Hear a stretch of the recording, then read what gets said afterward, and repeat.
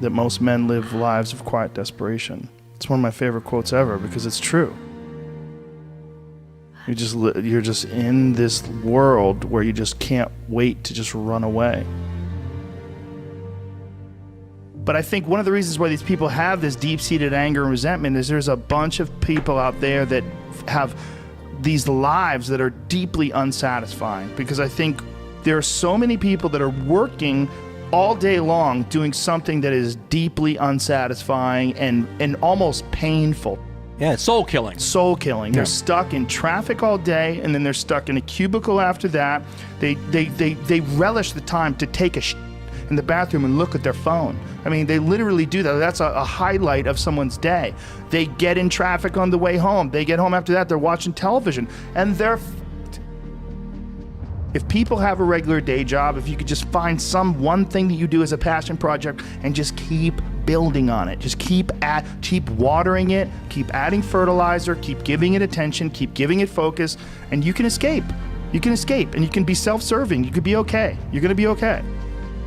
Making furniture feels good. If you make furniture for a living, and you feel a great satisfaction out of that, and you sell that furniture, look, man, if you can do that, you could cut those corners perfectly and sand everything down nice and stain it, and then it's done, and you get this satisfaction, and you sell it to someone, and that pays your bills.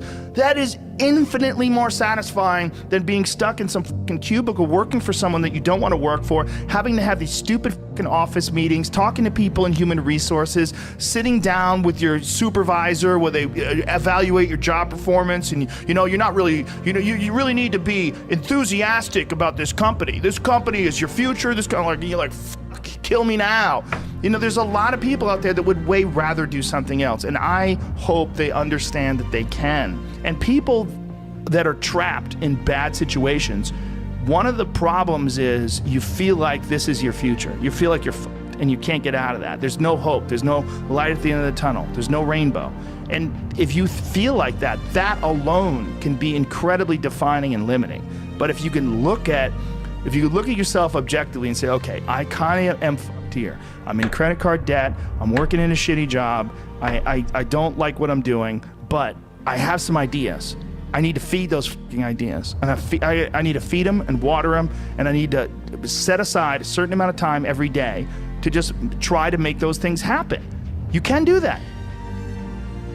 Everyone has a different personality. They have different interests, different things that they would be really satisfied pursuing.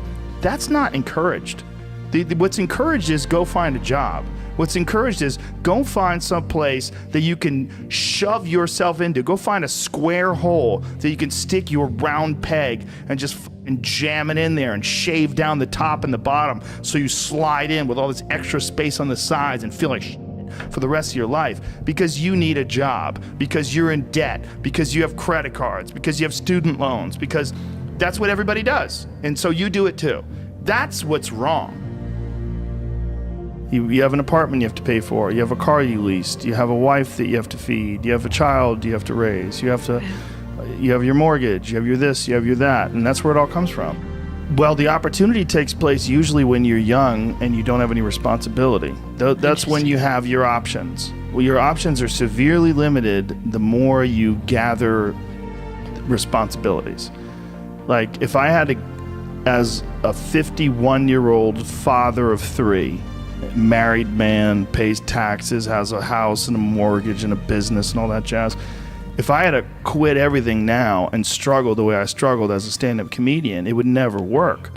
But the only way I could be this person now is if I took that chance when I was 21, when I was dead broke and had my cars repossessed and all that stuff. That's the only way you ever get where you want to go. You have to take a path that's dangerous. And most people want to take the safe path. And the safe path leaves you stuck in quiet desperation. Almost every time. It's hell. It's hell. But can people just make that change? I mean, yes, look, you can, I believe they but can. you have to plan it out. The way you can change is you have to put aside enough money to give yourself a window. And then you have to have a plan, and you have to spend all your waking hours outside of whatever shit job you do planning your escape. And you have to come to the realization very clearly that you f***ed up and you got yourself stuck. So whatever you're doing, you have to do it like your life depends on it. And whether it is you're trying to be an author and if you're gonna try to be an author and you're working 8 hours a day plus commuting plus family responsibilities or whatever else you have, whatever time that you have to attack like you're trying to save the world. You're trying to save your life. You don't want to drown. That 1.5 hours a day that you have to write, God damn, you better be caffeinated and motivated. You got to go. You got to get after it. And you got to have discipline. Most people don't have those things. Most people don't understand what it's like to really go for something and to know that the consequences of not doing that are horrific. I think here's an important thing too. Failure is important. It is important. I think failure teaches you things that you don't learn from success. I think failure gives you an opportunity for self-examination and also gives you a feeling that is very uncomfortable. And that very uncomfortable feeling helps you grow. That when you feel like you screw something up, like when I've had bad podcasts, my podcast has always gotten better afterwards. When I've had bad stand-up sets, I've always gotten better after that because those bad sets motivate you. They give you a perspective like, hey, here's some clear examples of where you f***ed up. Yeah, what not to do. Yeah, don't look at these failures as like proof that you suck. Look at them as opportunities for growth. Look at them as opportunities to be motivated to do better. You have to make mistakes. You've been there, you feel it, you understand what it is, and then you have that time to adjust. That's why losing in life is so important. Whether it's getting dumped, getting fired, losing a game, loss. Those feelings where things didn't work out your way, that's important because it lets you know this is the bad feeling that comes when it goes wrong and you improve, and then it makes the good feelings of victory all the better. And I mean that, in a relative sense, like even getting good at something, forget about victory, like making a terrible book that gets rejected by every publisher and then writing a really good one and people accept it and you're like, fuck, I got better. Yes. Like that's that feeling. Interesting, yeah. Those feelings of failure are really critical for your motivation. You see an old person walking down the street, you go, oh, that person's always been an old person. No, that was a baby. That was a baby that became a 90-year-old man. There's a progression that you're not witness to. You don't see it. And that takes place in everything. It takes place in authors. It takes place in comedians and musicians. There is a starting point, and then with time and focus, and as long as you reevaluate and reassess and constantly objectively look at what you're doing and then pursue it with passion and focus, you get better at things. Don't be scared of failure. I think failure is awesome for you. And that's one of the reasons why, like I said, I like doing things that I suck at. I just feel like people need inspiration and they need guidelines. And if as long as you could just start moving, just get action, like you're just movement. So for a few months, I was staying with my grandmother who was on death's door she lived like a year or so after I moved out. And she wasn't really aware of me anymore. She was not quite there anymore. And my grandfather, who was struggling to take care of her and just seemed sad. And I remember thinking, man, this life is temporary. Like this experience that I'm experiencing right now as a 24-year-old man, like this is not going to last. Like this is the prime of my youth. And it like hardened my ideas that like, you gotta get going. This is gonna happen to you too. It's gonna happen to all of us. And you think that you're this static thing, like you stay in this same exact state. It's not true, it's an illusion. All those people that you see that are old people, that are walking down the street with their backs hunched over, that you're gonna reach that age someday. It's going to happen. And if you don't pay attention and it all goes wrong, you could wind up looking like that guy. You could wind up thinking and behaving like that guy. It is a slow ebbing of the life force of the body it's gonna drain you. So goddammit, get your fun out, get your life out, just live. You gotta live. It's fucking coming. And you gotta remember, because if you don't remember, you're gonna sleep in. If you don't remember, you're not gonna get anything done. If you don't remember, you're not gonna have the same focus and determination that you would have with the understanding this is a temporary experience. over time, I've learned that these people, you're not going to fix them. I used to want to fix them when I was young. I used to want to go, hey man, I see what you're doing. Like, dude, don't do that anymore. Listen, just do this and stop doing that and start doing this. And if you just work towards this, you could be successful. And then a week later, the guy's doing the same shit. You're like, okay, right. I'm wasting a significant amount of my energy on someone who doesn't want to waste any of their energy on themselves. And so managing the community and the tribe that you're in, making sure that you're a good member of that tribe, that you're doing your part. When you're around happy, inspirational people that are successful, it makes you feel better and you get inspired. And if you act on that inspiration, your life will be more fulfilled. And it's not just inspirational in terms of financial success, but in terms of doing difficult things, whether it's running 100 miles, it doesn't pay you a god thing other than the wealth of the knowledge that you can push yourself to such an extreme, or anything else, whether it's someone who becomes really good at playing chess or someone who's really good at martial arts or whatever it is. There's a great feeling in these overcoming these difficult things. I think a lot of what happiness is a management issue, and decisions that you're making right now, like you could be in a state of mind right now, but you can make some decisions to adjust that, and over the next couple hours, you'll get to a much better place. It's good to treat other people the way you would like to be treated yourself. It's like a fucking golden rule, and there's a reason for it. And that reason is that we're connected in some strange way that we don't totally understand. And unless you are good to other people around you, unless you're kind and friendly and warm and loving, you're not gonna fucking enjoy this life. You're just not. You're gonna be problems everywhere you go. You're gonna have problems everywhere you go. You gotta figure out a way to enjoy this fucking life. It's not because of anybody that may or may not have ever existed. It's because that's how you fit in better in the world. That's how you stay positive. And it doesn't have to be some shit that was written 5,000 years ago on fucking animal skins. That doesn't have to be the golden rule because it's old. You know, that's dumb. We need to figure out, like, now, today, what is, you know, the best way to live your life? What is the, you know, there's got to be ways where you can be putting forward the most positive energy. I mean, we know objectively what's causing pollution. We know objectively what's causing birth defects, and, you know, and we're taking in too much chemicals and not enough vitamins. We know objectively all this stuff. We know how to organize our world, and yet we don't do it. We know how to organize our health, and yet very few people do it. We know all these things. The right path to, like, being like a happy, healthy person is to do all the shit that we already know you're supposed to do. Take care of your body, take care of your health, take care of your mind, your stress, meditate, be kind to people. We all know that. I mean, you ask anybody, they know how to get by and to be the most evolved version of you that you can be. I mean, it's not like a magical checklist. If you talk to people about it, you said, okay, here you got a person, you want to improve them, what are the things that you're going to do to them? Okay, well, if I was a life coach, the first thing I would say is this guy's got to get on a diet that makes him healthy. I don't mean a diet just to lose weight. I mean just healthy foods in your body, many, many vegetables.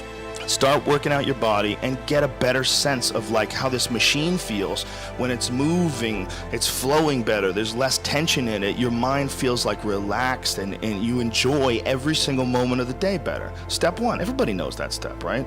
What's step two? Be cool to people. Be nice to as many people as you can. Smile at as many people as you can. Have them smile back at you. Tip well when you go to restaurants. Just do the most you can. Be as nice as you can, and just still manage to not have people walk all over you. Just get through this life as nice as you can. Do what you want to do with your life, right? Don't go be doing something you don't enjoy. Don't do something don't get locked into, you know, a car that you can't afford and doing something crazy because you need the money. Don't do that. Do what you want to do. Do what the fuck is it that you really want to do? Because if someone else is doing it, you can do it, you know? I mean, everybody makes their own path through this world, but a lot of people don't follow the path that they really fucking feel pulled to. You know, just for whatever reason, they got negative programming. You know, when they were kids, someone told them they couldn't do it, or told them to take the shortcut, or take the shore route. That's a sad thing, man, when you talk to dudes, especially like talented dudes, and they don't follow up with what they want to do. You know, it sounds like really hippie, but true happiness comes from making other people happy. True happiness comes from being around happy people and enjoying each other's company. That's really hard for people to wrap their heads around because they always associate true happiness. No, true happiness is with, like, titles, you know, or, you know, numbers, or, you know, objects that you possess. You're not concerned about being nice to people. You're not concerned about having a positive impact on people. You're more concerned with making ones and zeros. But it really truly is how the human race interacts with each other. You really have to be nice to other people to be happy. You have to. If you're not, you won't be happy. And we all make mistakes, and we all find ourselves in positions of frustration, and we've all acted out and yelled at our dog when maybe we shouldn't have. And there's pressures in this life.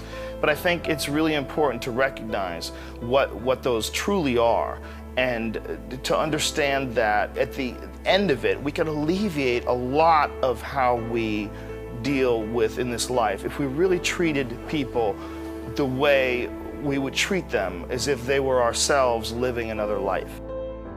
And Right. this includes the way you communicate with people, the friendships that you have, and making sure your friends know that you love them.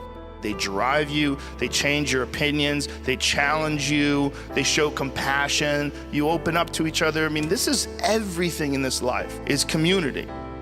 One of the things that's true is how much people enjoy being around you. That makes your life more enjoyable, and people don't think of it that way. They oftentimes think, I want to be the one that's enjoying life, like especially selfish people. If people enjoy being around you, you'll enjoy everything more. The solo effort of going through life, a narcissistic perspective, one of the major problems with that is there's no one to share it with, because you're all out for yourself. Even if you get there, you're going to be filled with sadness and despair. It's not what you want. What you want is to be happy, right? Well, I know you think that you have to be all about yourself to be happy, but in fact, that is a way to ensure unhappiness regardless of success. That's right. You can have a $100 million house and a private jet. If you don't have love, you don't have anything.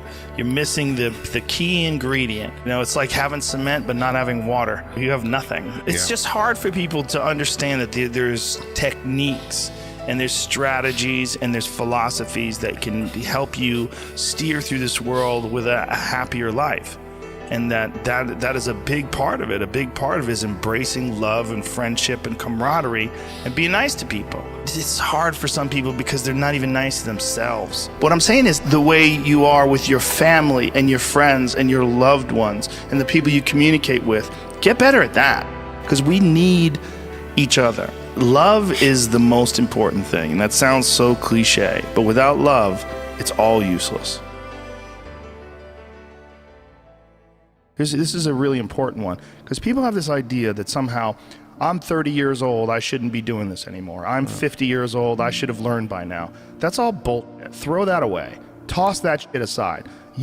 Like these ideas of numbers that people have in their head, that by a certain age you should stop. You are alive. And if you are alive and if you are thinking, all those numbers that you keep attaching, well, when Einstein was 30, shut the fuck up. Stop doing that.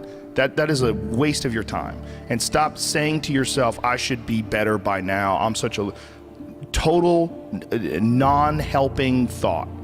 What you need to think of is life. You're living, you're alive right now, and if you've made a mistake and you're still continuing to learn and grow, that's all just data. You are not your past. You're you. You're you right now. Like the past you might have done some things you wish you hadn't done. Don't dwell on that. You can learn from it, that's fine, but don't dwell on it. Just keep moving. Keep moving. Use it as fuel. Say never again. I get what I did wrong, but don't think that you're that person that made those mistakes. You're the person who's learned. And to have that attitude is a really important thing. And to not say, why am I doing this now? I could have been doing this my whole life. Well, you weren't, so is that going to help? Yeah. You gotta not think like that. You just gotta be happy you're doing it now. If I look back on anything I've ever done, mistakes I've ever made, paths that something that I put out that I didn't quite think, man, maybe I just waited 3 months before I released that, or maybe I should have, re-edited that blog post a couple more times before I put it online, or those things drive me crazy. The shitty things that I've done have driven me crazy, but yelling at someone I didn't have to yell at them for, whatever. But the most important thing is always for all people to recognize that you're not who you were a year ago. You're not who you were 5 years ago. You're not who you were last week. You're who you are now, and this is the only shit you have control over. So you gotta regulate how much you dwell on regrets of the past. You really gotta be careful, because it's good to have a little. Because my regrets, whether it's things of professional nature or the very few regrets friendship-wise, which is one thing that makes me very happy. But you know, there's life is strange. There's a lot going on. There's a lot of factors happening in life. But for sure, who I am now wouldn't have ever happened if I didn't fuck up. If I didn't make those mistakes, I wouldn't have understand the importance of friendship and kindness. And if I hadn't been cruel at some point in my life, or someone hadn't been cruel to me, I wouldn't understand the beauty of love. I wouldn't understand the full range of it, because I hadn't felt the sting. If nobody ever punches you in the face, you don't really appreciate safety. Because a lot of people don't even understand what safety is. You put, oh, we're safe, but you are so not safe.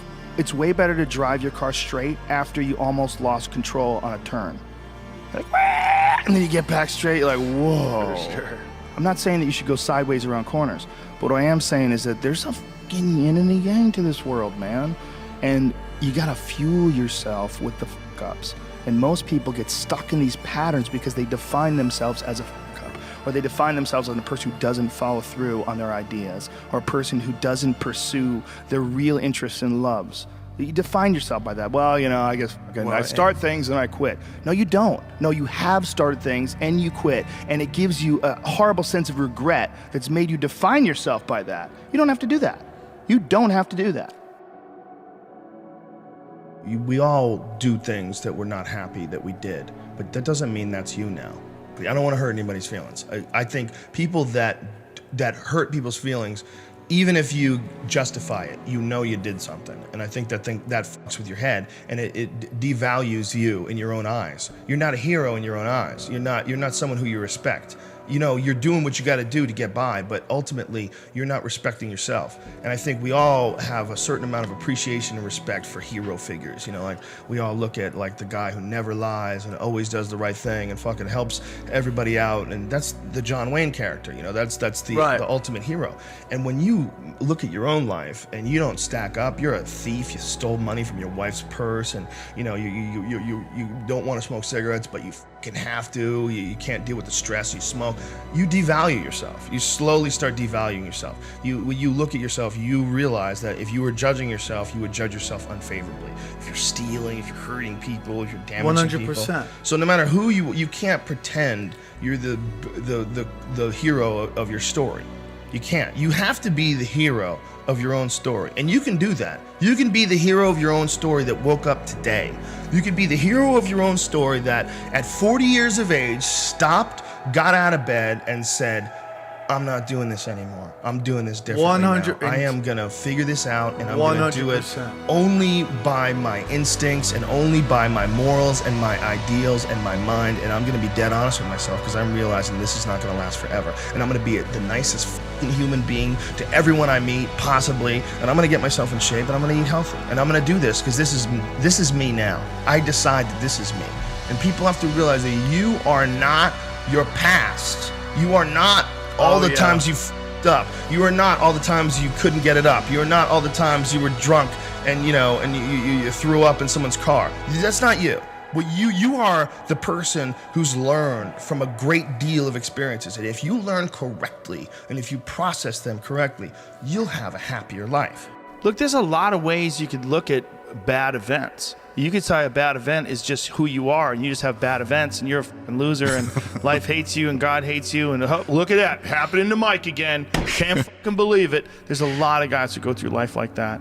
And, you know, they can say that they seek comfort in lowering the standards that they expect out of things. So when things go bad and they say, well, I fucking knew it. For them, it like alleviates some concern about what's going to happen in the future, because the future is always dog shit. It's hard to be comfortable with yourself. So it's very hard to be comfortable with other people. That's why I always stress with people, like, you've got to accept yourself for what you've done wrong. Do your best. And also find some difficult shit to do, because that gets away a lot of the anxiety that you carry around in your body. A lot of difficult things make regular life less difficult. And that sounds so simplistic. The strain of making yourself do those things It's very valuable. It's not just valuable like exercise and fitness and martial arts and running and whatever you're doing that's really difficult. It's not just valuable in terms of like health and the way you look, but it's also valuable for your mind, maybe even more so. Because regular life can be confusing, and little things that go wrong and little problems that arise are exacerbated by the fact that you're not accustomed to dealing with hardship. So creating your own bull is extremely valuable for you also, not just accepting the nuanced perspectives of other people, but also being able to navigate through this world with some sort of an understanding of just how complex it all is and how weird it all is, and not be overly thrown off by every little dip in the road and pothole that you encounter. Everybody's got these stupid barriers they put in their own head. You got to resist those goddamn things because they don't do you any good, and they certainly define the potential for your future in a negative way that's not self-serving and it's not even real. You know, you put this artificial ceiling on the potential for what you're doing. If you hit a wall, okay, that just means you need to regroup and rethink. It doesn't mean that wall's there, especially when it comes to something like social media or like a podcast, something where you're putting out a piece of art. You're putting out something that you've created. There's no wall as far as like how many people are going to enjoy it or how far it's going to go. It's just, it is what it is. And if people don't like it, make it better. If they like it less, fix that. Figure out a way to do it. You can do that. And this idea that there's no way to get past the starting block today is just ludicrous. It's crazy. And it's just this poor thinking. Somebody's got to say that. Because if people don't hear it, they're going to get a bad job. They're going to waste their fucking life. Folks, it ain't about that. It ain't about the guy who tries buying a clean car when you're dirty. It's not his fault. It's you should figure out how to be clean. You should figure out how to do a job that doesn't involve you walking in mud all day. And that's possible because somebody else has done it. And it doesn't mean, I don't buy the idea that, you know, the society the way it is right now, it has to be this way. Someone's always going to have to work at Burger King. Someone's always going to have to. I don't buy that. I think people are pretty fucking flexible. If you look at the broad spectrum of humans and human behavior from different cultures all over the world, it's pretty obvious to me that there's a lot of different ways that people can act. We don't have to have fast food workers. We don't have to have people who work jobs. We don't have to. We just need to figure out how to restructure society so everybody somehow or another plays a part, has something to contribute, has something to share. I mean, that's what a real society is supposed to be like. I give you some coconuts, you give me some fish. You know, we make a deal, and you do it back and forth and left and right. And when there's nothing to contribute, then you start looking, the president needs to give us jobs. We need jobs. So instead of something to contribute, you just find something to do with your time. And then it becomes about doing that more than it becomes about finding something to contribute.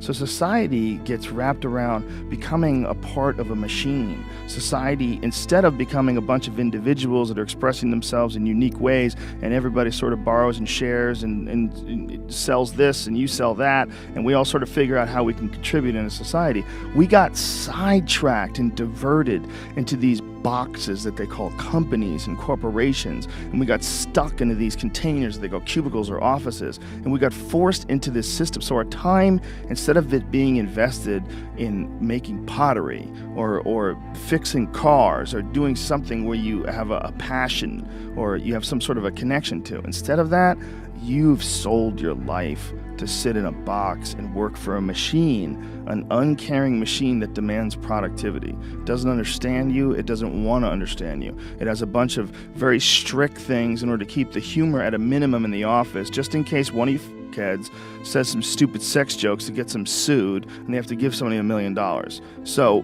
get it together, and this is your life now.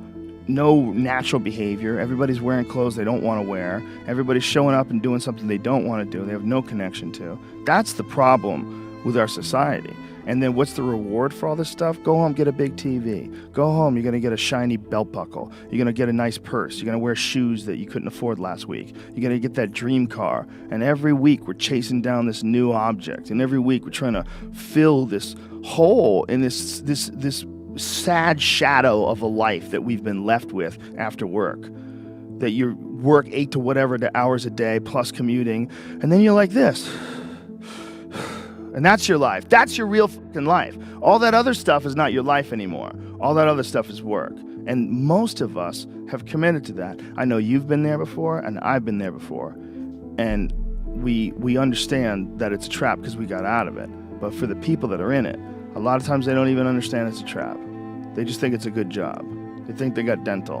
I'm doing really good. I got my own parking spots, got my name on it. And you're just a piece of a heartless, shitty machine that makes money.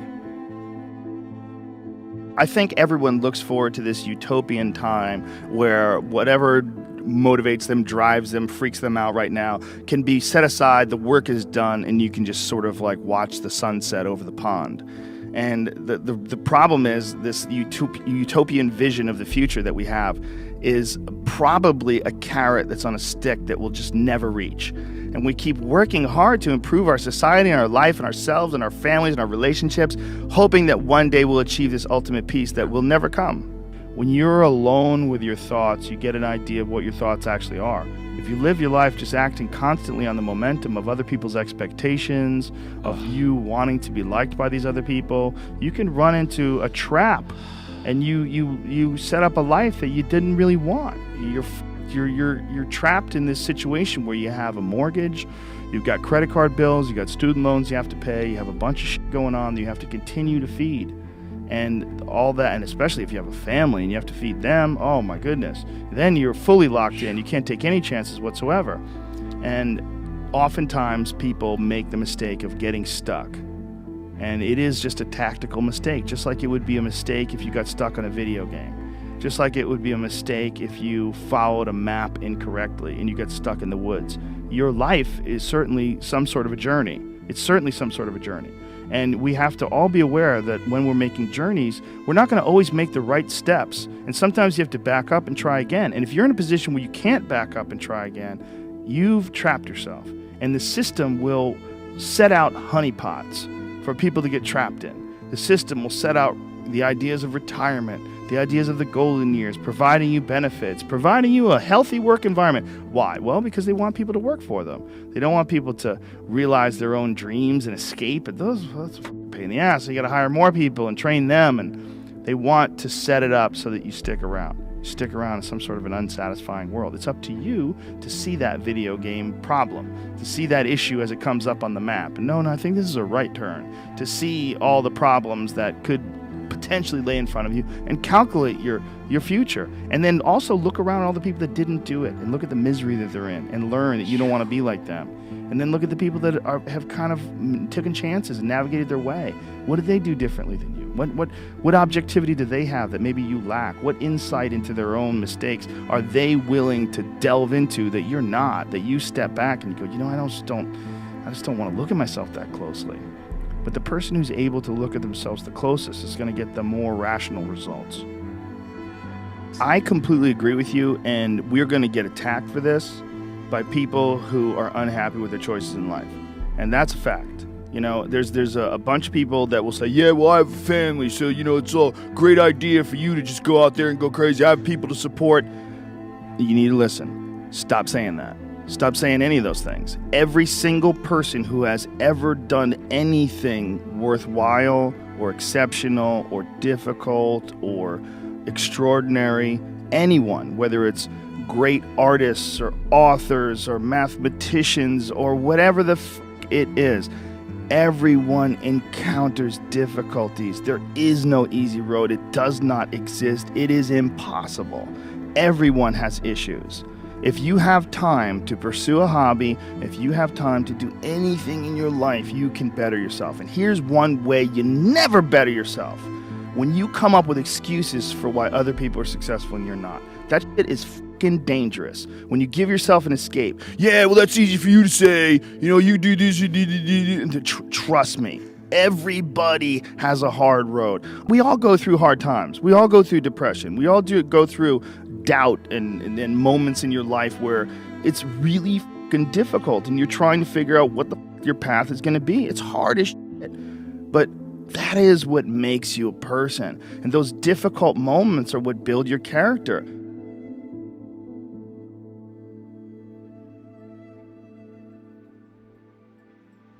You're making $15 an hour and you have children to feed. You have a dream. You have a risk. You have a thing to do, and you're scared. And a lot of people would advise you to not take any risks in that situation. And that might be good advice, because everybody's got a unique situation. Everybody's situation is totally, completely unique, and it's hard always. But my advice is always, you have to think of your life in terms of, first of all, it's a temporary situation. You have a finite amount of time, and it can be a good time or it can suck. And if it sucks, you have to fight to change it as if your life depends on it, because it really does. It really does. The quality of your life depends on it. The quality of the experience depends on it. And you've got yourself into a bad situation. Like if you went down the wrong road, okay, if you have a destination to go to and you're supposed to go left, but you fuck up and you go right. And you go right for like a couple of miles and you realize like, oh my God, I went right. What do? Do you keep going right? Do you stop, get out of the car and cry?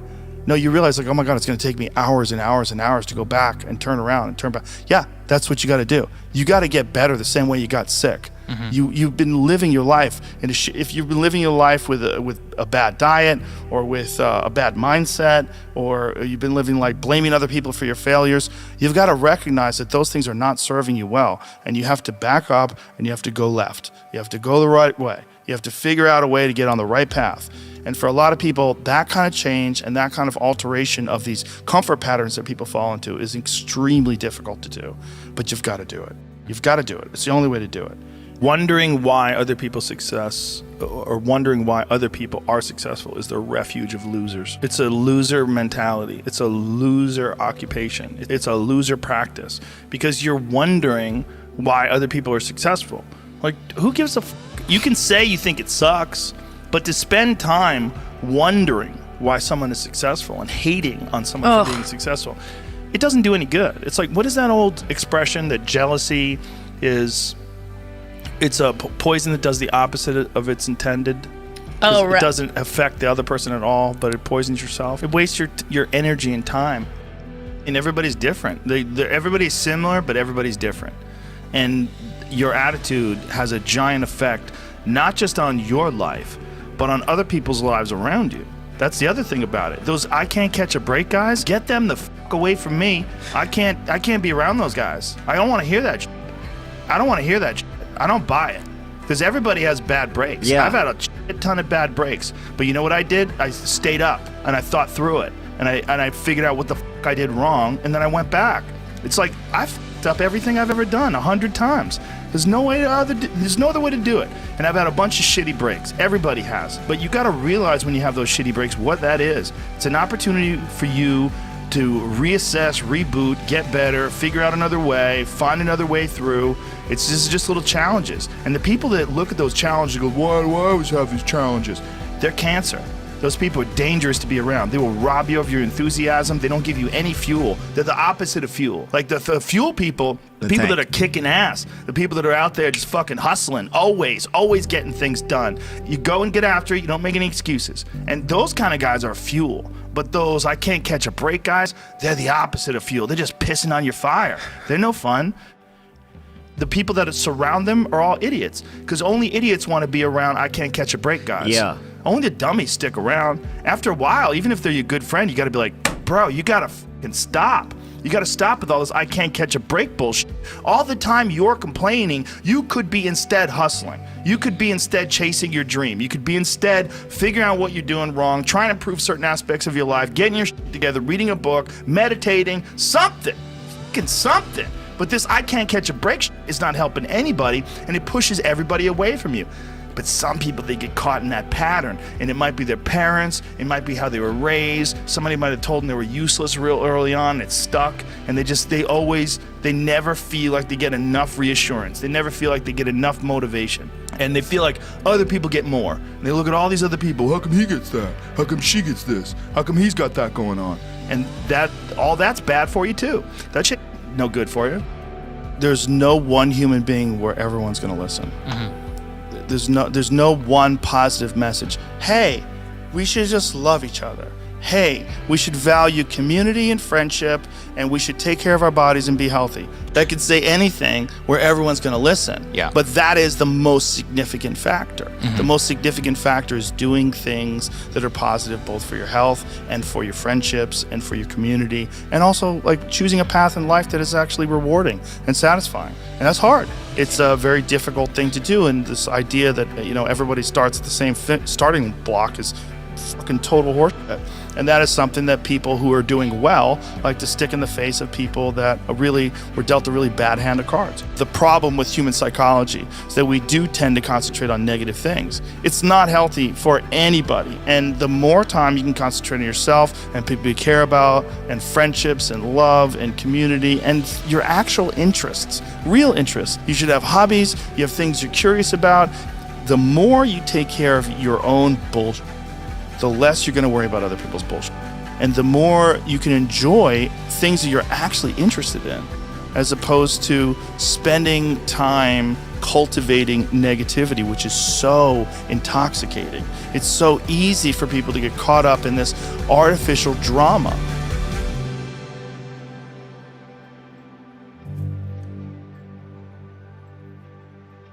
This thing that we all have, everyone has, and not just me, I mean everybody that does anything has, and it's like this voice in your head that wants you to do nothing. Your mind has to seek discomfort. It has to seek these difficult tasks. You have to enjoy it, and you have to figure out a way to make your mind enjoy those things. Some people it comes easy, and some people it doesn't. Some people it takes a long time. I always tell people the best thing you could ever do is force yourself to a schedule. Just write it down. Showing up when you don't want to show up, forcing yourself to do things you don't want to, but then reaping the rewards. Discipline equals freedom. And it's true, because he's able to force himself to do that every single time. There's no excuses, there's no breaks, there's no days off. It doesn't happen. So because of that, you're not scared. You know that you can keep doing it. You know that you can continue to perform. There's a lot of people that are scared of their ability to do something that's difficult. They're scared of whether or not you see someone who's doing something that's really tough to do and you go, man, I don't know if I could do that. I don't know if I could force myself to be disciplined. I don't know if I could force myself to take that kind of action. Well, if you do force yourself to take that kind of action, you don't have that question anymore. That question, I don't know if I can do it. Well, you're doing it. Most people, their associations are to avoid anything that's uncomfortable. But it's so illogical, because when you look at comfort and you look at success and progress and the feelings of accomplishment and of getting past certain hurdles in terms of how you feel about life, a lot of those are connected to discomfort. Discomfort is your friend. It really is. Discomfort, not being happy and content with certain situations in life or certain feelings in life, they're massive motivators, and they're amazing at facilitating change. Instinct is to avoid those and just sit on the couch and watch some fucking reality show about dudes who make moonshine. Well, when I was 21 and I was first starting to do comedy, that's when I was really devouring as much of it as possible, because I was trying to figure out how to not be so lazy, how to be motivated, how to get done, and how to find the correct path and think about things correctly. I would follow all this personal power, you have workshops that you would do, little notebooks and shit, fill out, and things to talk about, and things to concentrate on. If you did do it, it would help you. But really what it's all about is just getting it together and moving. Just go do something. Just doing it. Just doing it makes you do more. Do more hard makes you do more hard. Yeah. Understand that you want it bad, so you're willing to put in the work and do things you don't want to do. It's what makes you have that confidence that you know how to push through, and the mentality that I'm the type of dude who gets it done. I'm not gonna waste my day just sitting around a hotel room. No, I'm gonna go to work. That's what I feel like is missing from a lot of people that are getting into motivational this, motivational that. They ain't doing shit. You gotta go do something. That's the number one thing, right? It's fucking action. Take action. Well, I think the one thing that discipline definitely does help you with is it helps you get things done. And when you get things done, when you actually do things, you have more success. if you have more success, and sometimes a big part of success is just not being fucking lazy and just doing it. Yeah. That's like 90% of it is just showing up. Get there and start working. Like, you're not gonna feel perfect every day. If I only worked out when I felt good, I'd be a fat fuck. Because there's a lot of days I don't want to do it. I mean, it's pretty much the same with everybody that actually gets good at something. There's got to be those days you push through, and they're probably going to be more numerous than the days you don't. And so the benefit of discipline in my eyes has always been that through discipline I get things done.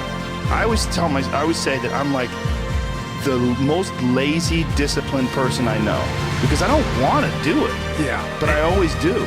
And that you have to sit down, you have to overcome resistance, and that the pro goes to work. And it doesn't matter if you're sick, it doesn't matter if you have kids, it doesn't matter what, you're a pro and you go to work. And that just, it puts it in your head that this is what I do. This is what, and you have pride in that. You're doing the work. Yeah. And out of that work, gems blossom. Yeah. Little things, but you might have a day where you just write nothing but dog. So what? Show up again tomorrow, and tomorrow out of that dog, a flower will emerge. You never know, and that's the only way to really develop your potential 100% in anything.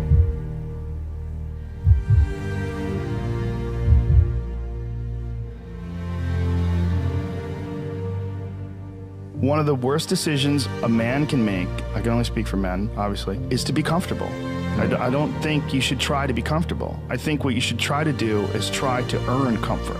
And if you can get a day off where you've worked hard and you've accomplished goals, that day off will be so sweet. Through difficult tasks, you learn an incredible amount about yourself. And through the fire of competition, you get to understand motivation, you get to understand the resistance that you have inside your mind to doing hard work. You get to understand the rewards of discipline. Like, you don't truly appreciate relaxation unless you've worked hard. And that is the yin and the yang of life. Understanding that you can achieve those goals, it's gonna be difficult, you're gonna push through the difficulty, and then you're gonna understand what difficulty truly is and how much of it is just mental, how much of it is just in your mind, this adversity to difficult task or to struggle. And a lot of people have that. They're scared of complications, they're scared of failure. Failure is a big one that people are afraid of, but failure is one of the most important things you could ever have. I think failure teaches you things that you don't learn from success. I think failure gives you an opportunity for self-examination. It also gives you a feeling that is very uncomfortable. And that very uncomfortable feeling helps you grow. And don't look at these failures as like proof that you suck. Look at them as opportunities for growth. Look at them as opportunities to be motivated to do better. We have been fed this line of horse that you're supposed to seek comfort. And I don't think you are. I think you're supposed to seek lessons, and you're supposed to seek difficult tasks and accomplishments. And through those things, and through doing things that are hard to do, even if it's just a fucking 90-minute hot yoga class. What I tell people is the best advice that I've ever heard, the best advice I ever came up with, is that live your life like you're the hero in your movie. And right now is when the fucking movie starts and your life is a shitbag disaster, like every fucking Arnold Schwarzenegger movie where he wakes up and makes a blender full of pizza and ice cream, and that's what you know what I mean? Yeah. Those guys where they're like on the brink, they put the gun in their mouth and they put it down because they see a photo of their daughter. Pretend that's you. Pretend you are, right now, you're in the part of the movie that starts and it shows you as a fucking loser. And just decide not to be a loser anymore. Live your life like there's a documentary crew following you around and you are analyzing your own behavior. Do what you would want to do so that your kids one day would look back at it and see that documentary and look on it with pride. Like, wow, my dad was a bad motherfucker. He really did what he had to do. Wow, my mom really got her shit together. I love a success story, but even more than a success story, I like a dude who fucks his life up and then gets it back together again story. Those are my favorite stories. And the way to do that, you gotta write it down. You gotta think that you are the hero in your own fucking movie, and then you gotta sit down and you gotta write it down. Write down what you need to do. I mean, that Nike slogan, just do it, it's one of the greatest slogans of all time. It's so true. Get out there and go fucking do something. Just go. And then in the middle of doing it, it'll become easy. Even if it's not easy, even if it's hard, it's easier than not doing it and wishing that you had done it. So you obviously can do it. Can you do it tomorrow? Well, you did it today. Or can you do it tomorrow? Just do it.